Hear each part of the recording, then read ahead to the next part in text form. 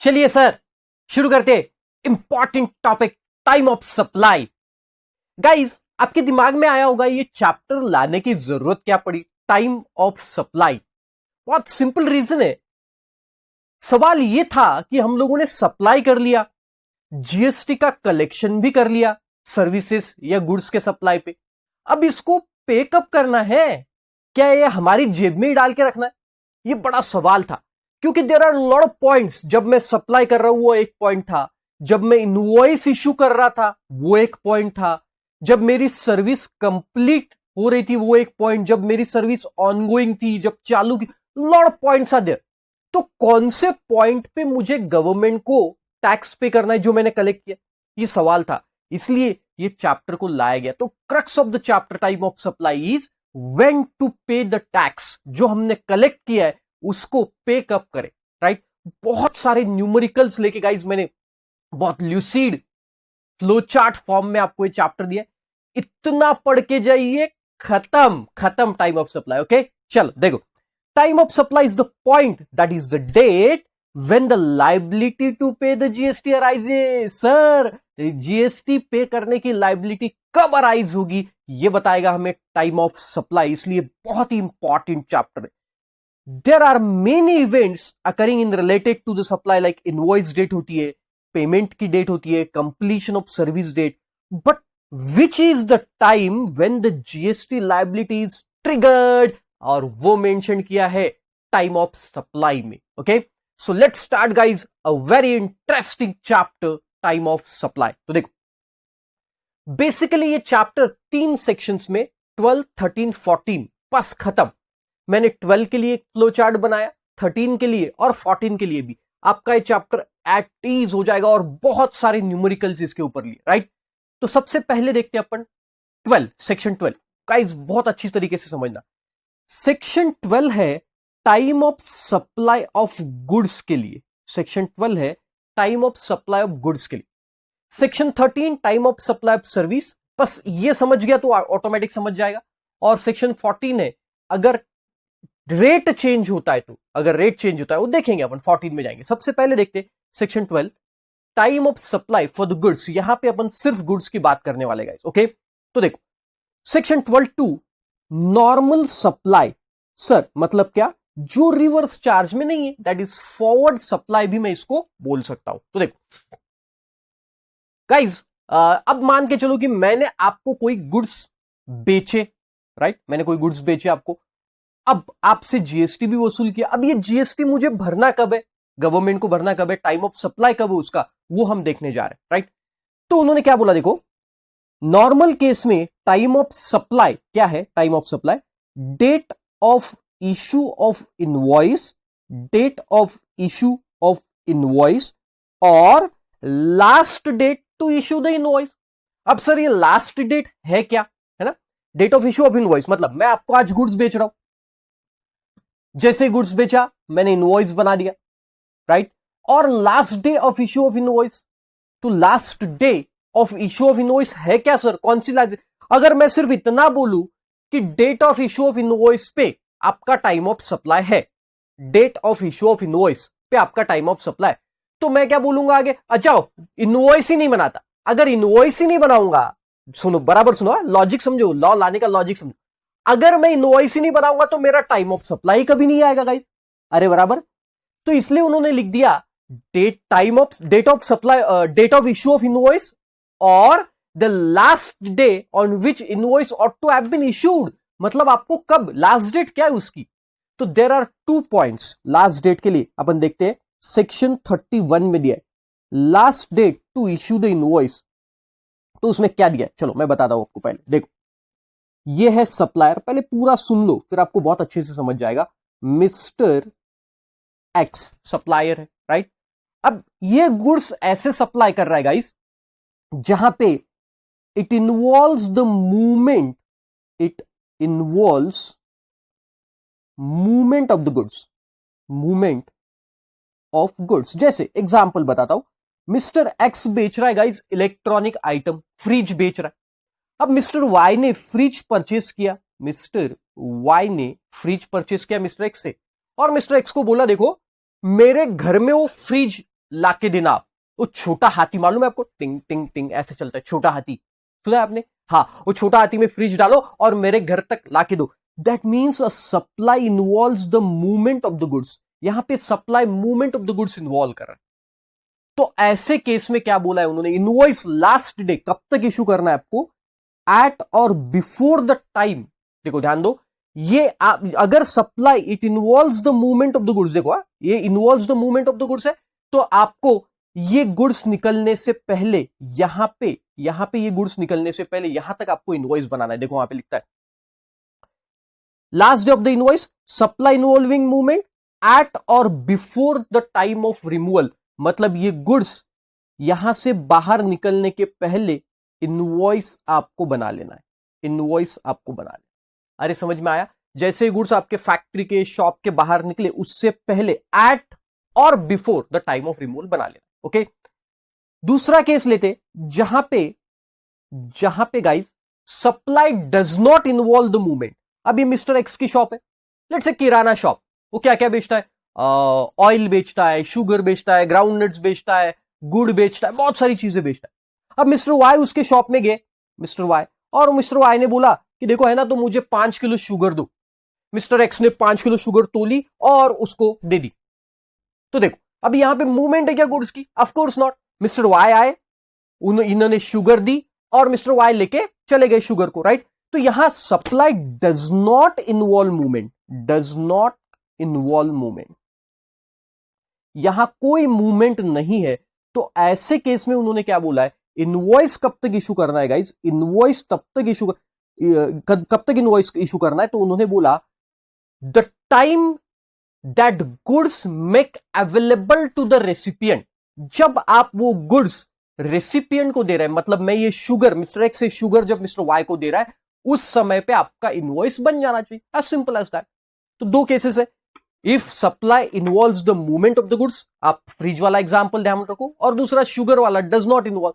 तो does not involve में क्या, जब आप उसको गुड्स मेकिंग अवेलेबल कर रहे हो, दे रहे हो, तब इनवॉइस आपका बन जाना चाहिए। और अगर इन्वॉल्व मूवमेंट है एट और before the time of removal, तो देखो दूसरा पॉइंट भी दिया आपको, supply does not involve the movement, delivery of the goods और making the goods available, delivery और making them available.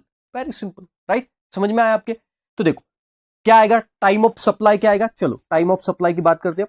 TOS, time of supply. तो सबसे पहले उन्होंने बोल दिया डेट ऑफ इनवॉइस ले लो, और अगर आप इनवॉइस नहीं बनाओगे तो फिर हम क्या बोलेंगे, और हम अगर आप इनवॉइस नहीं बनाओगे, और last date of preparing the invoice, जिस दिन आपको इनवॉइस बनाना चाहिए था एज पर सेक्शन 31, वो आपका माना जाएगा फिर whichever is earlier is your time of supply, as simple as that. अब पूरा कलेक्टिवली पढ़ते हैं। देखो नॉर्मल सप्लाई के केस में जहां पे रिवर्स चार्ज नहीं है, टाइम ऑफ सप्लाई क्या रहेगा, date of issue of invoice, the date of issue of invoice, और the last date to issue the invoice whichever is earlier, last date to issue the invoice whichever is earlier। और last date क्या है guys, अगर सब last date section 31 में दी है, अगर supply involves the movement, then अगर supply involves the movement at और बिफोर, और अगर supply does not involves the movement then making them available और डिलीवरी ऑफ द गुड्स। अरे समझ में आया? बहुत ही सिंपल। न्यूमेरिकल करते तो और क्लियर हो जाएगी। उससे पहले एक छोटा सा पॉइंट बता दूं, पहले क्या था, ये अमेंडमेंट आया, पहले क्या था गाइस, उन्होंने बोला था डेट ऑफ इनवॉइस और receipt of payment which ever is earlier. Goods की बात कर रहा हूं मैं, केवल और केवल गुड्स की, सर्विसेज की नहीं। डेट ऑफ इनवॉइस और receipt of payment which ever is earlier, right? मतलब क्या कि मान के चलो मैंने आपको गुड्स बेचने का वादा किया, राइट, लेकिन आपसे पहले एडवांस में मैंने पेमेंट ले लिया। एडवांस में, ध्यान से सुनना, एडवांस में मैंने आपको पेमेंट ले लिया, आपसे पेमेंट ले लिया। जैसे मैंने फ्रिज बोला आपको, मैं आपको दूंगा 1 जनवरी को, 1 जनवरी को फ्रिज की डिलीवरी दूंगा, ऐसा बोला, और आपसे पेमेंट ले लिया। लेट से मैंने 15 दिसंबर को ही, 15 दिसंबर को पहले पेमेंट ले ली। पहले ऐसा था विच एवर इज अर्लियर, तो एडवांस पे भी जीएसटी लगता था। गुड्स के एडवांस पे, अगर मैं एडवांस ले रहा हूं आपसे तो उसके ऊपर जीएसटी लगता था।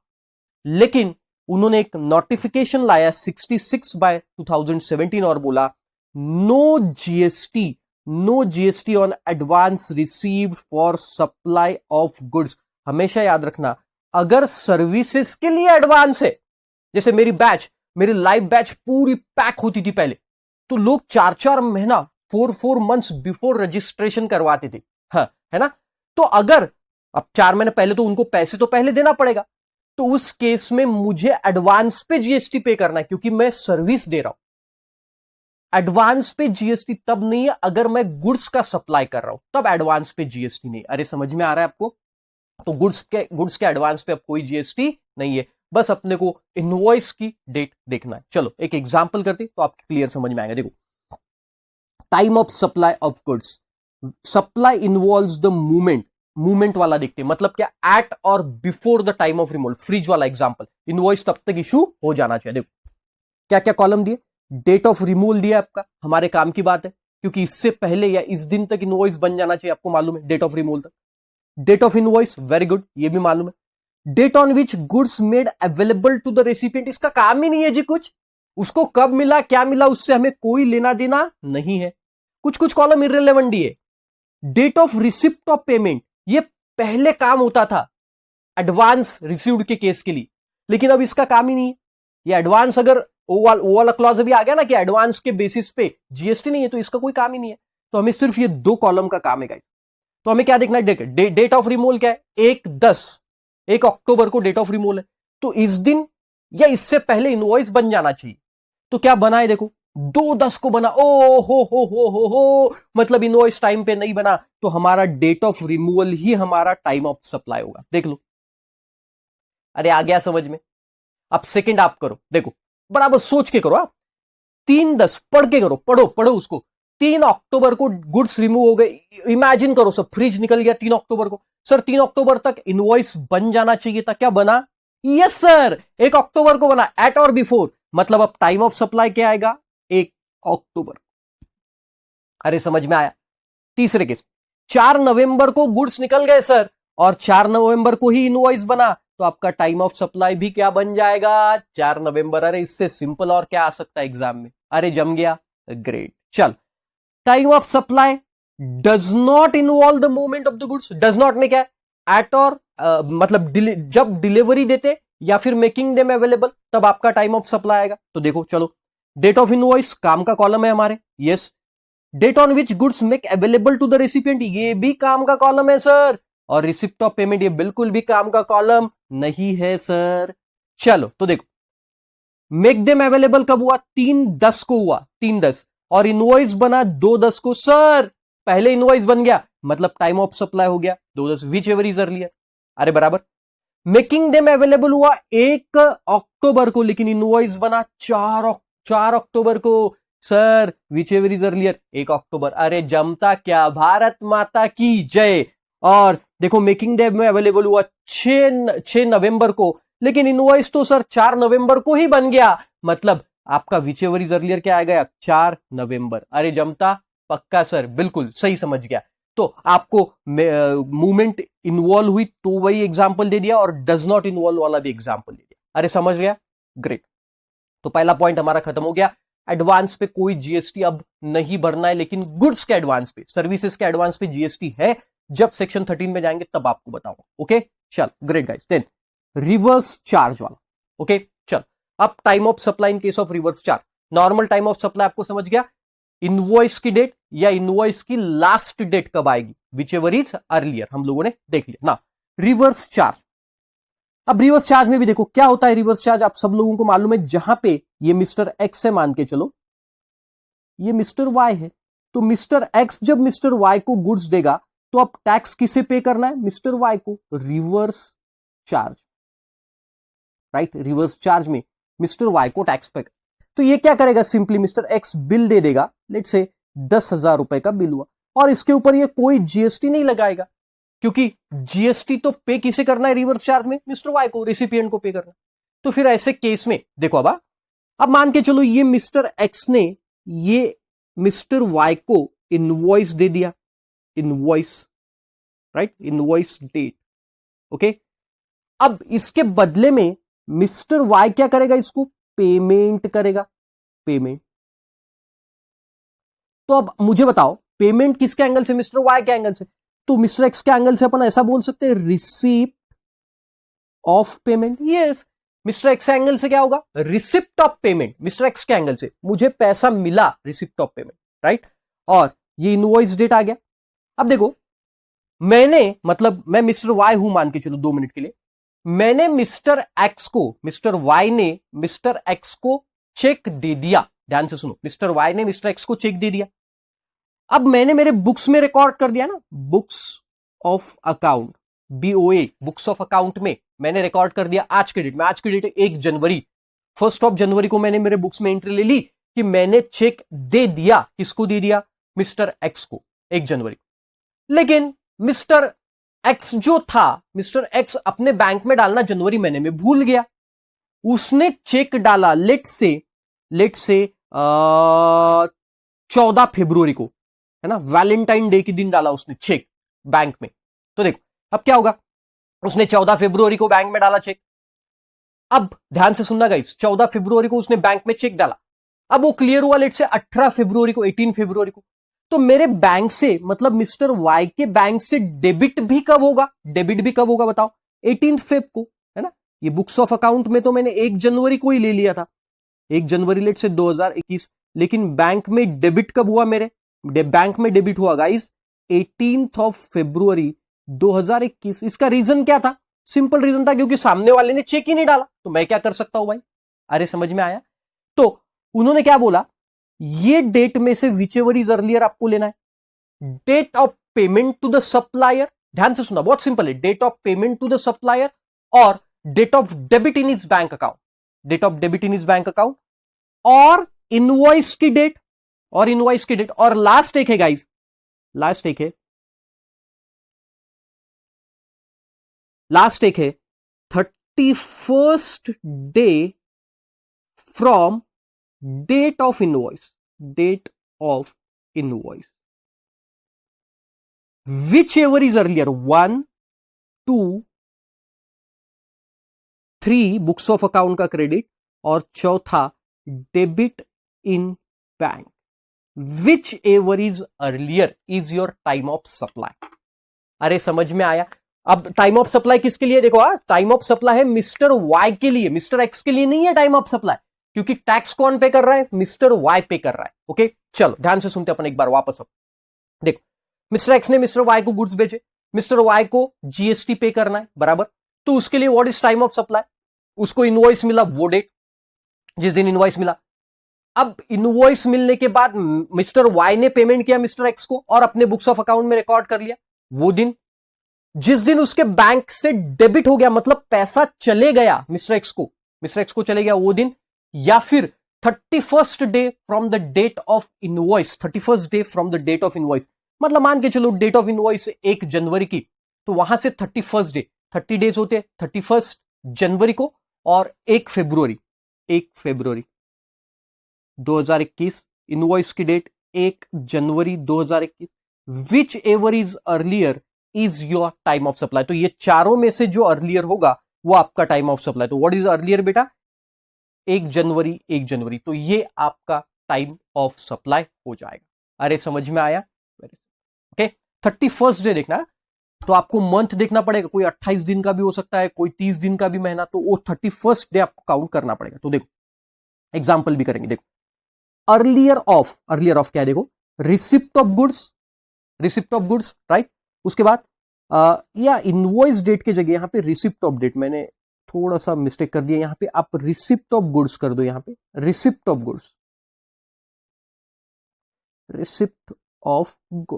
सॉरी, इनवॉइस की जगह रिसिप्ट ऑफ गुड्स, जिस दिन वाई को गुड्स मिल गए। ओके, हाँ, तो देखो रिसिप्ट ऑफ गुड्स और the date on which debit in is bank account, अपने बैंक अकाउंट में, मतलब वाई के बैंक अकाउंट में कब डेबिट हुआ, और the date on which entered in books of account whichever is earlier, right.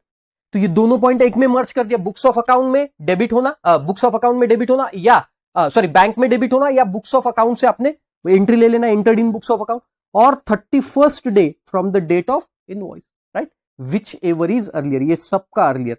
दो पॉइंट नंबर 2 में 2 पॉइंट को क्लब कर दिया, अरे बराबर। तो देखो एक एग्जाम्पल करते हैं, ये रिवर्स चार्ज का, देखो बहुत सिंपल रहता है। देखो 4 मई की बात है, क्या हुआ, सप्लायर, इमेजिन करो, supplier invoices the goods taxable on the reverse charge basis to Bridge and Company.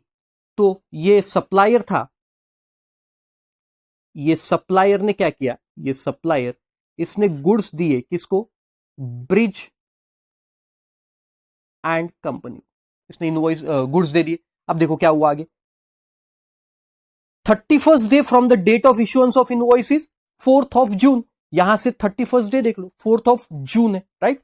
तो 31st day, let's say 31st day example में दिया हुआ है आपको 4th ऑफ जून, ओके। अच्छा, फिर क्या हुआ देखो, 12 मई को bridge and company receives the goods, ये आया 12 मई, 31st डे हो गया आपका 4th जून, राइट।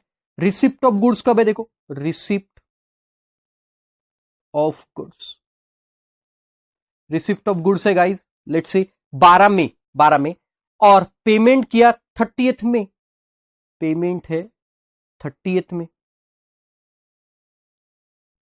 Payment, okay. और रिसिप्ट ऑफ गुड्स कब देखा था हमने, 12 मई,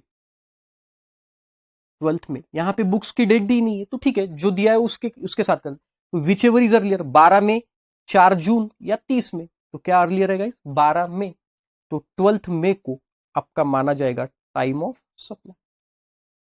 आपको आंसर में लिखना पड़ेगा जो ये ऊपर दिया है आपको कि receipt of whichever is earlier, receipt of goods entered in books of account, debit in bank account, और 31st day from the date of invoice whichever is earlier, आपको बैंक में देना। तो ऐसा रहता है, बहुत सिंपल, राइट। चल नेक्स्ट, तो ये समझ गया रिवर्स चार्ज वाला भी आपको, यस, ये एग्जांपल आप नोट डाउन कर सकते हैं, रिसिप्ट ऑफ पेमेंट। और ये किसके केस में बेटा, रिवर्स चार्ज के केस में, मतलब अब यहां पे टाइम ऑफ सप्लाई अपन वाई के एंगल से देख रहे, वाई के एंगल से, इसलिए पूरी चीजें देखो, वाई को रिसिप्ट कब हुआ, 31st day from the date of invoice, Y के लिए काम का है, उसने पेमेंट कब किया, उसके बुक्स में एंटर कब हो, ये which ever is earlier. Simple है ना, अगर 31st डे नहीं लेंगे इनवॉइस का तो फिर इनवॉइस मिलने का कोई मतलब ही नहीं रहा, इसलिए उन्होंने बोला कि आप इनवॉइस के 31st day. Then continuous supply, continuous supply के केस में क्या हो, ध्यान से सुनो, बहुत सिंपल है। What is continuous supply guys, जहां पे गुड्स का सप्लाई ऑन रिकरिंग बेसिस है, थ्रू वायर, कंड्यूइट, या फिर कोई और मीडियम से गुड्स का सप्लाई कंटिन्यूअसली हो रहा है, बट यहां पे पीरियड नहीं दिया कंटिन्यूअस सप्लाई का कि कितने महीने तक कंटिन्यूअस होना चाहिए। सर्विसेज के केस में उन्होंने बोला है कि हम कंटिन्यूअस सप्लाई सर्विस तब बोलेंगे अगर ये supply for more than 3 months है, सर्विसेज का सप्लाई। जैसे कोई बिल्डिंग का कंस्ट्रक्शन है, 4 महीने, 5 महीने, 6 महीने, साल भर, 2 साल तक चलता है, आपने देखा होगा आपके आजू बाजू में कोई बिल्डिंग होगी, बहुत लंबे लंबे टाइम तक कंस्ट्रक्शन चलता है, तो उन्होंने बोला है कि 3 मंथ से ज्यादा कंस्ट्रक्शन का चला सर्विस, तो इसे कंटिन्यूअस सप्लाई सर्विस बोले। बट यहां गुड्स के केस में ऐसा कोई टाइम पीरियड उन्होंने फिक्स नहीं किया है, तो उन्होंने क्या बोला, देखो कंटिन्यूअस सप्लाई के केस में क्या रहेगा आपका time of supply, date of issue of invoice और last day, on last day to issue the invoice whichever is earlier, जैसा पहले था वैसे। बस इसमें लास्ट डे कैसे रहता है कंटिन्यूअस सप्लाई के केस में, मैं एग्जांपल देके बताता हूं आपको। देखो जैसे आप पढ़ लेते पहले, देखो आप, last day to issue the invoices, तो आपको जल्दी कैच होगा। देखो, where the successive payments, successive statements of account और सक्सेसिव पेमेंट्स आर इन्वॉल्व, क्या होता है ये मैं बताता हूं। The invoice shall be issued before और at the time of each statement is issued, और as the case may be each such a payment is received. अब ये सक्सेसिव स्टेटमेंट मतलब क्या गाइस, देखो आपके घर में दूध आता होगा, राइट, दूध है ना, जनरली सबके घर में आता है दूध, राइट। तो देखो उस केस में क्या होता है कि ऐसा एक शीट बना, या आपके ऑफिस में देखो वाटर कैंस वगैरह आती है, तो उसमें क्या रहता है, यहां पे डेट रहती है, लीटर, नंबर ऑफ लीटर या लीटर बोल सकते हो, कितने लीटर दूध आया, और यहां पे साइन रहती, राइट। तो देख लेट से 1 जनवरी को कितना लीटर दूध आया, 2 लीटर, और फिर यहां पे अपन साइन कर देते। फिर 2 जनवरी को हमारे यहां दूध आया 5 लीटर, यहां पे साइन हो गई। 3 जनवरी को हमारे यहां दूध आया लेट से 12 लीटर। कितने लोग हैं भाई आपके घर में? हाँ, तो आने दो, दूध पीते हम लोग, बाकी कुछ करते ही नहीं, राइट? हाँ, तो इतना सब लीटर दूध आया। This is called as statement of account. Statement of account.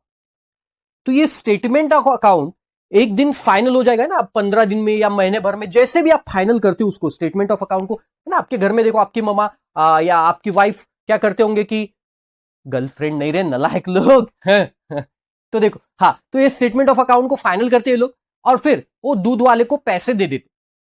तो जिस दिन ये स्टेटमेंट ऑफ अकाउंट आपका फाइनल हो जाता है, उस दिन वो जो दूध वाला है उसको इनवॉइस एट और before the finalisation of this statement of account, मतलब ही सक्सेसिव अकाउंट का स्टेटमेंट जो है उसको फाइनल करने से पहले उसको इनवॉइस इश्यू करना पड़ेगा। एक बार देख लो, where the successive statement of account जो मैंने बताया और सक्सेसिव पेमेंट्स आर इन्वॉल्व, या डे टू डे रोज पेमेंट देते जा रहे हैं ना, 1 लीटर दूध आए पैसे दे दिए, 2 लीटर दूध आए पैसे दे दिए, तो उसका टाइम ऑफ सप्लाई कब होगा? The invoice shall be issued, कब तक इशू करना है? ऑन और बिफोर और at the time of statement is issued, और as the case may be when each payment is received. अरे समझ में आए? तो ये स्टेटमेंट, फाइनल स्टेटमेंट जब इशू करो या फिर पैसे लो उस महीने के, राइट, वो महीने के, और date of invoice whichever is earlier. तो जिस दिन आपका डेट ऑफ इनवॉइस है, ध्यान दो, जिस दिन आपका डेट ऑफ इनवॉइस, और मेकिंग देम प्रिपेयर्ड, मतलब इनवॉइस को कब तक, लास्ट डेट कब है उसकी प्रिपेयर करने की। तो मैंने लास्ट डेट आपको बताई कि एट और बिफोर, इससे पहले, ये सक्सेसिव स्टेटमेंट फाइनल होने से पहले तो इनवॉइस बन ही जाना चाहिए। अरे समझ में आया? उस दिन तक अगर ये इनवॉइस बन गया तो फिर आपका विच एवर इज अर्लियर लेंगे और उसके बेसिस पे टाइम ऑफ सप्लाई आएगा। देखो एक एग्जांपल करते हैं इसका, बहुत जल्दी समझ में आएगा फिर आपको। देखो कंटिन्यूअस सप्लाई, देखो डेट ऑफ इनवॉइस दी है आपको, कब इनवॉइस, ये काम की चीज है। रिमूवल ऑफ द गुड्स, यहां पे रिमूवल का कोई काम ही नहीं है आपको। स्टेटमेंट ऑफ अकाउंट, इसका काम है। रिसिप्ट ऑफ पेमेंट का फिर से कोई काम नहीं, राइट? तो इनवॉइस कब तक बनना चाहिए? स्टेटमेंट ऑफ अकाउंट के दिन तक। तो देखो, स्टेटमेंट ऑफ अकाउंट बना 5 दिसंबर को, आपका इनवॉइस कब बना? 1 दिसंबर को। चलो एट और बिफोर है, राइट? तो देखो 1 December whichever is earlier would be the time of supply. Statement of account बना 5 जनवरी को, और आपका डेट ऑफ इनवॉइस है 21 जनवरी को, statement of account would be your time of supply. अरे समझ में आया, राइट? अच्छा, प्रैक्टिकल लाइफ में बता दूं मैं आपको, अब ये जो 5 जनवरी का पेमेंट है, ये जो भी आपका टाइम ऑफ सप्लाई का पेमेंट है, नेक्स्ट मंथ में अपन देखेंगे रिटर्न चैप्टर में, जीएसटीआर 3B नाम का रिटर्न रहता है, जीएसटीआर 3B। उस रिटर्न में नेक्स्ट मंथ में इसका पेमेंट करना है। Next month time of supply आ गया जनवरी मंथ में, उसका पेमेंट आपको नेक्स्ट मंथ के रिटर्न में कर देना। ऐसा थोड़ी रोज रोज जाके पेमेंट करेंगे क्या? आज टाइम ऑफ सप्लाई है, चलो कल जाके पेमेंट करते, ऐसा थोड़ी होता। तो ये पूरे मंथ के आपके टाइम ऑफ सप्लाई क्लब करेंगे और नेक्स्ट मंथ में जाके उसका पेमेंट करेंगे, राइट? तो ये हो गया आपका कंटिन्यूअस सप्लाई। रिवर्स चार्ज भी बता दिया, नॉर्मल, ये तीनों एक बार रिकॉल करो फटाफट, चलो फास्ट रिकॉल करो गाइस। नॉर्मल के केस में क्या होता है बताओ? Date of issue of invoice और लास्ट डे। फिर हमने देखा रिमूवल फ्रीज वाला एग्जांपल और मेकिंग देम अवेलेबल वाला, राइट? रिवर्स चार्ज के केस में क्या? 31st day from the date of invoice, right? अपने को रिसिपिएंट के एंगल से देखना है, या रिसिप्ट ऑफ द गुड्स, या entered in books of account, या debit in books of account, whichever is earlier. और कंटिन्यूअस सप्लाई के केस में स्टेटमेंट देखना आपको, स्टेटमेंट ऑफ अकाउंट मैंने बताया आपको, उससे पहले एट और बिफोर, उसके पहले आपका इनवॉइस बन जाना चाहिए, which ever is earlier would be your time of supply.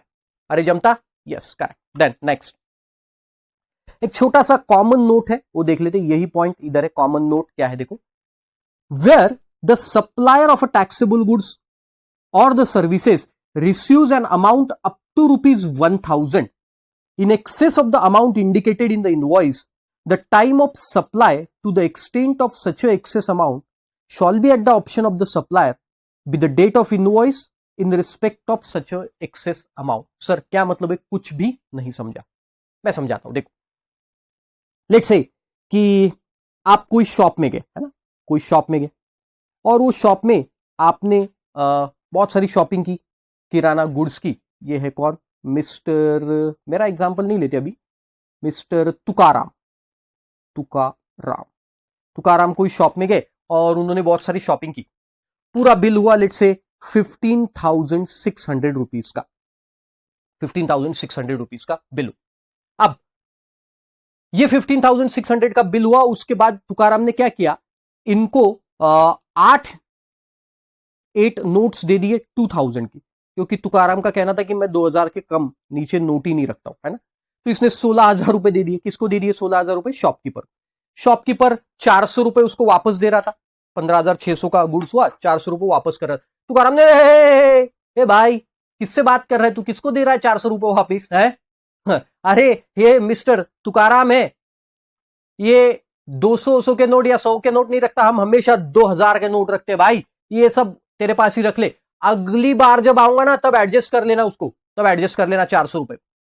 अरे समझ में? देखो 1000 रुपए से कम अमाउंट है, और उसने क्या बोला कि भैया आपके पास रहने दो, अभी अगली बार मैं जब आऊंगा तब आप एडजस्ट कर लेना।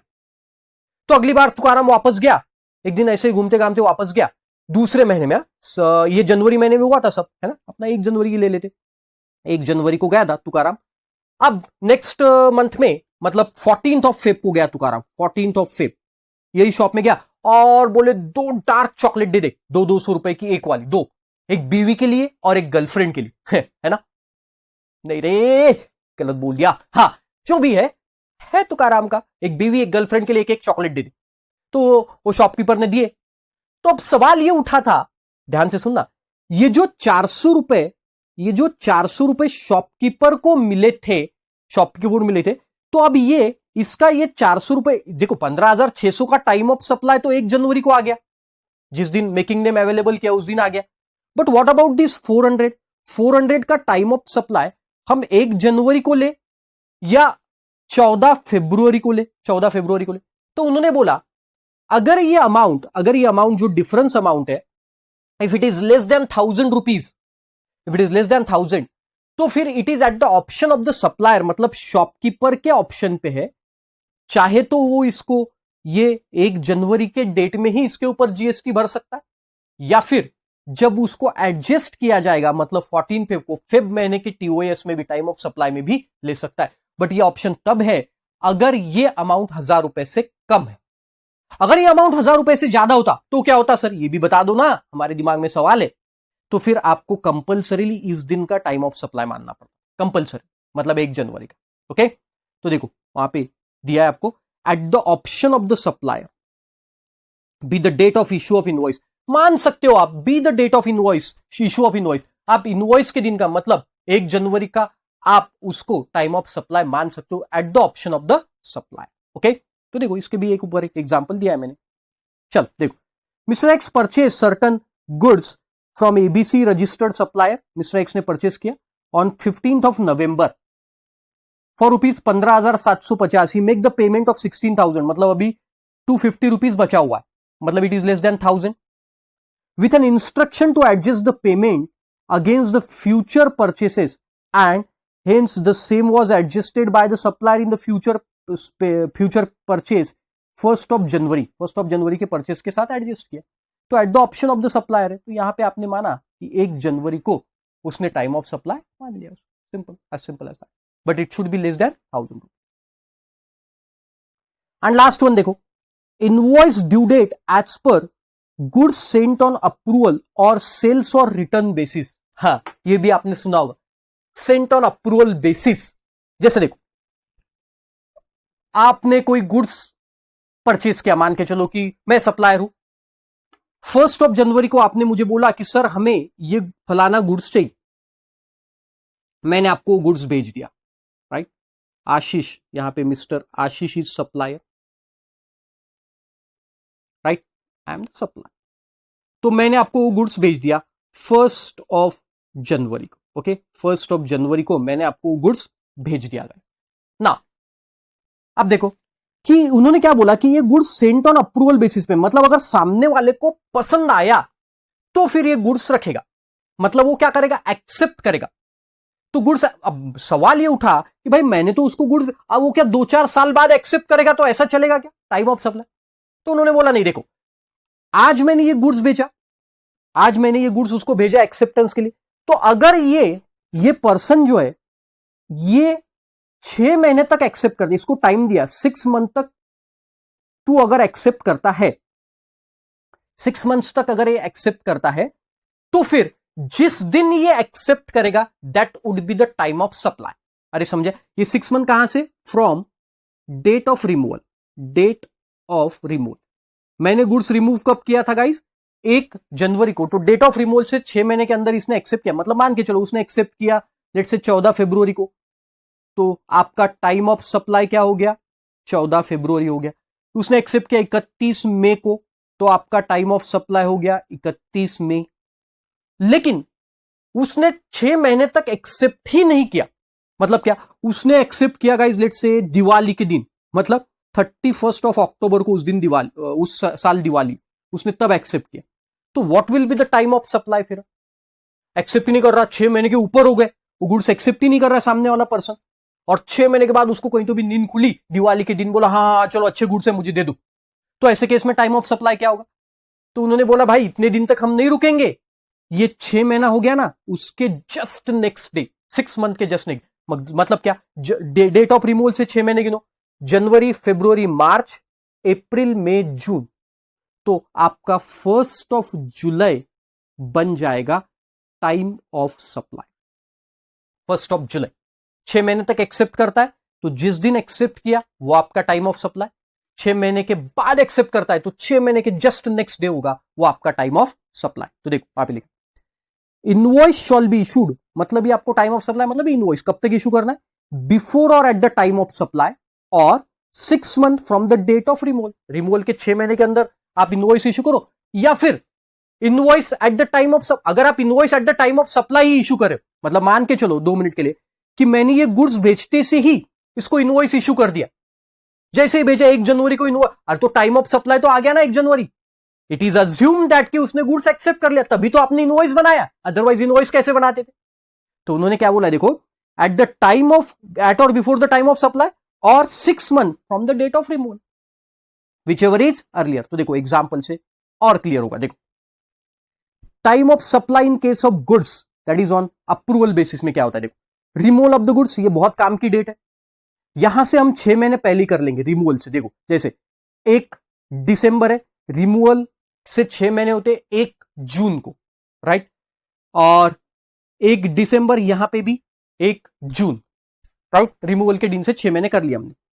ये क्वेश्चन और आंसर दोनों साथ में है, आपको एग्जाम में ये 6 महीने करके नहीं देगा, ये अपने को करना है।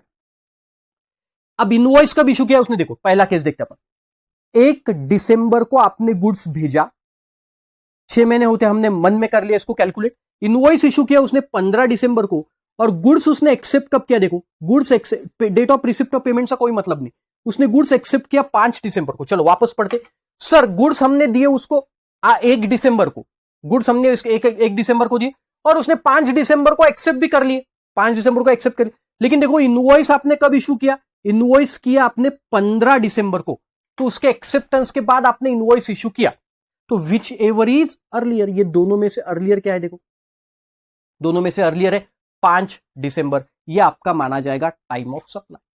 अरे समझ में आया आपके? सिंपल। अब देखो दूसरे केस में क्या हुआ, 1 दिसंबर को गुड्स हमने भेज दिए, और उसने एक्सेप्ट कब किए? देखो एक्सेप्ट कब किए, एक्सेप्ट किए गाइस 20 जुलाई को, नहीं सॉरी 25 जुलाई को एक्सेप्ट किया, 25 जुलाई, 25 ऑफ जुलाई को उसने गुड्स एक्सेप्ट किया, और हमने इनवॉइस भी 25 जुलाई को बना दिया। लेकिन यहां से तो 6 महीने इलैप्स हो गए ना, 6 महीने इलैप्स हो गए, कहां से? डेट ऑफ रिमूवल से। तो 6 मंथ के बाद का दिन, मतलब वो आता है गाइस 1 जून, 1 जून 6 मंथ होते हैं, उसके बाद का दिन मतलब 2 June would be your time of supply, 6 month के बाद का दिन। अरे समझ में आया आपके? तो आपको चेक करना है इनवॉइस डेट, इनवॉइस डेट को चेक करना है, और उसने कब एक्सेप्ट किया goods, which ever is earlier, right. Invoice का दिन, पहले केस में देखो इनवॉइस का डेट, और जब उसने एक्सेप्ट किया वो दिन, विच एवर इज अर्लियर, ये आ गया आपका, राइट। और ध्यान से सुनना, अगर उसने 6 महीने तक एक्सेप्ट नहीं किए, मतलब बाद में एक्सेप्ट किए उसने, तो हम क्या करेंगे, रिमूवल के, और इनवॉइस भी ऑफकोर्स इशू। अरे उसने एक्सेप्ट ही नहीं किया तो इनवॉइस कैसे इशू होगा? यहां पे मैंने इसीलिए आपको ये डायरेक्ट डेट बताई, इनवॉइस की डेट बताई नहीं, क्योंकि अगर उसने एक्सेप्ट ही नहीं करेंगे तो आप इनवॉइस कैसे इशू करेंगे? आप इनवॉइस तो इशू कर ही नहीं सकते ऐसे केस, बराबर। तो दूसरे केस में क्या हुआ कि उसने एक्सेप्ट ही 6 महीने के बाद किए, तो हम क्या करेंगे, रिमूवल से 6 महीने काउंट करेंगे, और उसका next day would be your time of supply. Simple. तो ये पूरे पॉइंट्स मैंने यहां पे कवर करवा दिया, राइट। चल next, time of supply common provision है। ये कॉमन प्रोविजन का बहुत सिंपल रहता है। देखो पहला वाउचर्स, ये 12(4) में भी है और 13(4) में भी है ना, दोनों, मतलब सर्विसेज के केस में भी यही आएगा। इधर ही कर लेते उसको कवर अपन। देखो दो टाइप के वाउचर रहते हैं गाइस, एक आइडेंटिफाइबल वाउचर रहता है और एक अनआइडेंटिफाइबल वाउचर। आइडेंटिफाइबल वाउचर और दूसरा रहता है नॉन आइडेंटिफाइबल, है ना। दो टाइप के वाउचर रहेंगे, identifiable and non identifiable vouchers.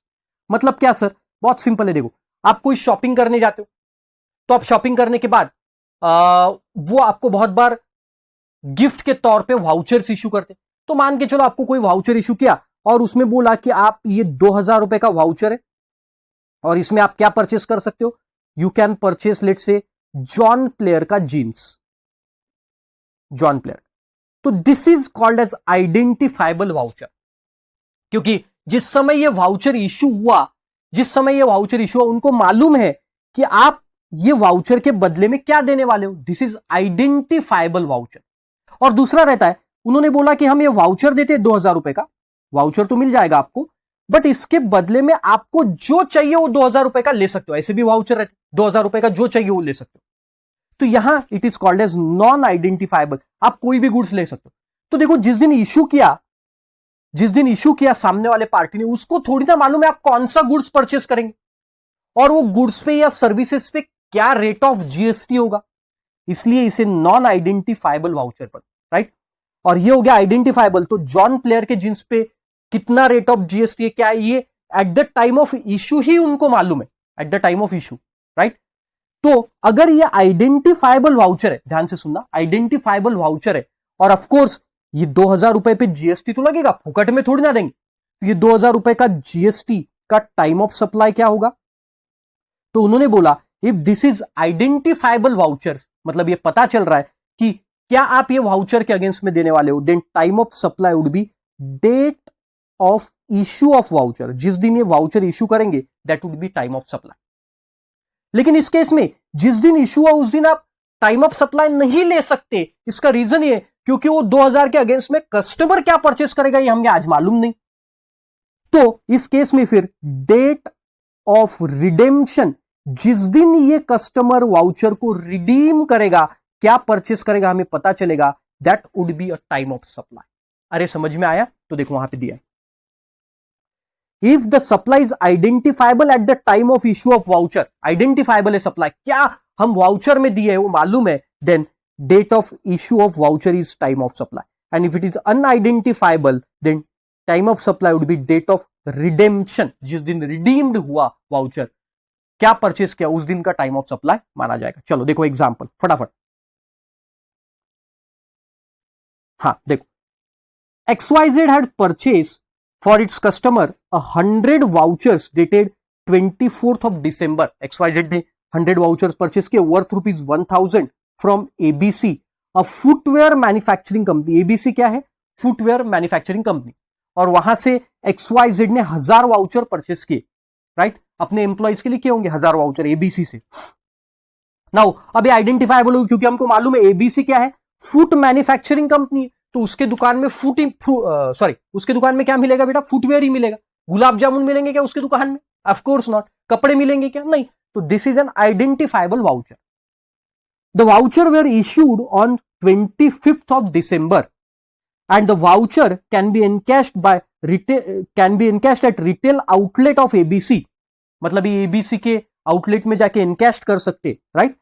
The employees of XYZ encashed the same on 1st of January। सब XYZ के एम्प्लॉय ABC के आउटलेट में गए फुटवेयर मैन्युफैक्चरिंग के और 1 जनवरी को उन्होंने रिडीम कर लिया वाउचर। बताओ कौन सा रहेगा time of supply? The time of supply would be issue of voucher date, क्योंकि ये आइडेंटिफाइबल वाउचर है, footwear manufacturing company, right. Then next, miss Reema purchase the gift voucher from Shoppers Stop, departmental store से कुछ vouchers लिए 1500 रुपए के on 30th October and gifted it to her friend on occasion of birthday. तो वहां से voucher खरीदे और दोस्त को दे दिए बर्थडे ऑन 4 नवंबर को बर्थडे था उसके दोस्त का. हर friend encash the same on 1 जनवरी. अब देखो उसमें डिपार्टमेंटल स्टोर में तो बहुत सारी चीजें रहती है गाइस. तो उसने वाउचर खरीदा और अपने फ्रेंड को दे दिया 1500 रुपए का और बोले जा तेरे को जो चाहिए वो खरीद लेना डिपार्टमेंटल स्टोर से. तो बताओ उस समय जिस समय इशू हुआ उस समय आइडेंटिफाइबल था क्या परचेस करेगा उसका friend? Of course not. So this is an unidentifiable voucher. इसलिए जिस दिन वो इनकैश करेगा मतलब 1 January would be the time of supply. अरे आया ध्यान में? Simple. Then special charges like interest, late fee, ये भी कॉमन है. मतलब 13 और 12 दोनों सेक्शन में, इसलिए इसको कॉमन लिखा है. स्पेशल चार्जेस जैसा देखो एग्जांपल मैं आपको बताता हूं. ये इंटरेस्ट या लेट फीस क्या होते हैं? जैसे एग्जांपल मुझे कोई गवर्नमेंट से कॉन्ट्रैक्ट मिला रोड बनाने का और उन्होंने बोला देखो आशीष 1 मंथ के अंदर ये रोड बन जाना चाहिए. बहुत ऐसे कॉन्ट्रैक्ट आपने देखे होंगे 1 मंथ के अंदर. अगर ये रोड नहीं बना 1 मंथ के अंदर तो मुझे है ना तो सामने वाले पर्सन को, ध्यान से सुनना मैं क्या बोल रहा हूं, सामने वाले पर्सन को कॉम्पेंसेशन देना पड़ेगा, लेट फीस देना पड़ेगा, इंटरेस्ट देना पड़ेगा. तो ध्यान से सुनो. देखो या दूसरा एग्जांपल आपका समझने वाला एग्जांपल ले लेते. देखो ये एक मैन्युफैक्चरर है मिस्टर एक्स और ये mister Y. Right, Mister X और मिस्टर वाई ऐसे दो लोग. अब मिस्टर एक्स ने क्या किया, मिस्टर वाई को गुड्स सप्लाई करने का वादा किया. Goods supply, right, goods supply करने का वादा किया. और मिस्टर वाई इसको मिस्टर एक्स ने मिस्टर वाई को बोला कि देखो मैं आपको है ना तो 2 महीने के अंदर ये गुड्स सप्लाई कर दूंगा. 2 मंथ्स के अंदर गुड्स सप्लाई हो जाएगी. अब इसने 2 महीने के अंदर गुड्स भी सप्लाई किए लेकिन ये goods up to the mark नहीं थे, जैसे चाहिए वैसे नहीं थे. अब ये मिस्टर एक्स ने जो इसको गुड्स सप्लाई किए इसका टाइम ऑफ सप्लाई तो हम निकाल लेंगे, बट ये गुड्स पे अगर कोई इंटरेस्ट या लेट फी लगी है, कैसे देखो एग्जांपल में अपन देखते हैं लेट फी या इंटरेस्ट कैसे लगती है. देखो नीचे वाला एग्जांपल देखो. Mister X registered supplier supplied certain goods to Mister Y on 6 months credit with the penalty clause agreement levying the 5% of the invoice value on a delayed payment. मतलब क्या, अब ये जो गुड्स आपने इसको सप्लाई किए mister X ने mister Y को 2 महीने में सप्लाई कर दिए ऑन कंडीशन दैट कि इसका पेमेंट मिस्टर वाई उसको जैसे ही गुड्स मिल जाए वैसे कर दे. मतलब विद इन 2 months कर देना चाहिए. जैसे ही आपको गुड्स मिले विद इन 2 months का एग्रीमेंट है, 2 months में इसको गुड्स मिल गए, अब 2 महीने के अंदर इसको पेमेंट कर देना चाहिए. ये 2 महीने खत्म हो चुके, तो जब गुड्स मिले तब इसने पेमेंट कर देना चाहिए. किसने? मिस्टर वाई ने मिस्टर एक्स को. बट इफ ही फेल्ड, उनके एग्रीमेंट में ऐसा था अगर गुड्स मिलने के बाद if he fail to make the payment then mister Y is liable to pay the interest, at the rate of let's say 10%. Right. तो अब देखो मिस्टर एक्स ने मिस्टर वाई को यह वादा किया था 2 महीने के अंदर गुड्स इशू मिल जाएंगे और उसका इनवॉइस तो इशू कर दिया था. Invoice let's say invoice issue किया था 1 जनवरी को. तो 1 जनवरी को इसका टाइम ऑफ सप्लाई आ गया जिस दिन इनवॉइस इशू किया था हमने नॉर्मल केस के हिसाब से. अब ये इंटरेस्ट और लेट फी तो 2 महीने के बाद पता चला कि हमको मतलब मिस्टर एक्स को इंटरेस्ट भी मिलने वाला है या लेट फी भी मिलने वाली है. ये तो बाद में पता चला ना भाई, क्योंकि हमें थोड़ी ना पता था कि ये डिफॉल्ट करेगा, 2 महीने में हमें पेमेंट नहीं करेगा, ये हमें नहीं पता था. और हमारा क्लॉज था कि 2 महीने मतलब ये गुड्स आपको 2 महीने सप्लाई करेंगे और इमीडिएट आपको पेमेंट कर देना है. तो इसने पेमेंट नहीं किया तो अब ये 10% भी हमें मिल गया, इनवॉइस वैल्यू का 10% भी हमें मिल गया. लेकिन ये कब मिला? आफ्टर 2 months मिला, आफ्टर 2 months. तो what will be the time of supply for this interest और लेट फी? तो उन्होंने बोला जिस दिन ये मिला उस दिन माना जाएगा टाइम ऑफ सप्लाई, जिस दिन ये मिलेगा. तो देखो वहां पे दिया आप, the invoice was dated 1 November and why could not make the payment due to unavoidable reasons. Invoice issue किया और उसने पेमेंट नहीं किया वाई ने, 6 month के क्रेडिट पे है. He however made the payment of the invoice on 5th of May, 5 मई को किया. Mister x raised the debit note for the penalty amount. बराबर है, 6 महीना खत्म हो चुका था 1 नवंबर से, कब तक होता है? नवंबर, दिसंबर, जनवरी, फरवरी, मार्च, अप्रैल। 30 अप्रैल को खत्म हो गया। 30 अप्रैल तक उसने पेमेंट नहीं किया तो अब पेनल्टी लगेगी। There being a dispute on this and matter was in arbitration and final resolve and mister Y agreeing to pay the half of the penalty. और उसने पेनल्टी पे किया गाइज 12th ऑफ दिसंबर को। देखो penalty कब पे किया? 12 दिसंबर को। डेबिट नोट इशू किया था 5 मई को और आर्बिट्रेशन में मैटर गया और उसने पेनल्टी पे किया बाद में 12 मई को। तो what will be the time of supply? जिस दिन पेनल्टी पे करेगा, मतलब with respect to the good supply the time of supply shall be the invoice date assuming the date of invoice. मतलब ओरिजिनल इनवॉइस का time of supply तो यही होगा जो इनवॉइस की डेट है, बट ये जो पेनल्टी का टाइम ऑफ सप्लाई वो जिस दिन पे करेगा। देखो, with respect to the penalty the TOS is the date of payment by Mister Y towards the penalty charges. तो नॉर्मल केस का टाइम ऑफ सप्लाई तो डेट ऑफ इनवॉइस रहेगा। Normal case जैसा मैंने आपको 1 जनवरी बताया था इधर एक अपने एग्जांपल में, ये टाइम ऑफ सप्लाई हो जाएगा। बट पेनल्टी का नॉर्मल केस का इसके केस में 1 नवंबर को जिस दिन इनवॉइस इशू किया, बट पेनल्टी जिस दिन मिली, कौन से दिन मिली इनको? 12 दिसंबर को पेनल्टी मिली। तो this would be the time of supply. अरे समझ में आए? तो क्या है एक क्रक्स से एग्जांपल का मैं बता दूं। 1 नवंबर को इनवॉइस इशू हुआ, 6 महीने के अंदर अंदर पेमेंट करने के लिए बोला, उसने पेमेंट नहीं किया, पेनल्टी लगा दी मिस्टर एक्स ने और वो कोर्ट में चले गया। फिर कौन? Mister Y. और कोर्ट का रिजल्ट आने के बाद ही एग्रीड कि चलो ठीक है, आर्बिट्रेशन मतलब कोर्ट, ही एग्रीड कि मैं पेमेंट करता हूं, लेकिन पेमेंट किया 12 दिसंबर को। तो जिस दिन पेनल्टी या इंटरेस्ट का पेमेंट करेगा उस दिन टाइम ऑफ सप्लाई माना जाएगा। देखो वही लिखा, the date on which supplier receives the consideration, जिस दिन वो कंसिडरेशन मिलेगा। एंड लास्ट 12.5 या 13.5, if it is impossible to determine time of supply. ये अबाउ रूल, ये सब देखे हमने, इससे टाइम ऑफ सप्लाई निकल ही नहीं रहा। तो फिर क्या? अगर पेरियोडिकल रिटर्न उसने फाइल किए then the date of filing of such a return. अगर सामने वाले ने पेरियोडिकल रिटर्न फाइल किया असेसी ने, तो फिर date of filing of return. और अगर उसने पेरियोडिकल रिटर्न नहीं फाइल किए then date of payment of tax. मतलब क्या? इतने सारे अपन ने रूल देखे। अब ये रूल से पता चल रहा है कि कहीं पे भी, ध्यान से सुनना, कहीं से भी टाइम ऑफ सप्लाई निकल के नहीं आ रहा है। तो ऐसे केस में क्या करें? तो उन्होंने बोला कि डेट ऑफ फाइलिंग, अगर वो रिटर्न फाइल कर रहा है, date of filing of such a return, and if is not filing the return then जिस दिन वो टैक्स पे करेगा वो माना जाएगा टाइम ऑफ सप्लाई। तो देखो वहां पे लिखा है, investigation reveals that removal of the goods by the supplier who is not registered under GST.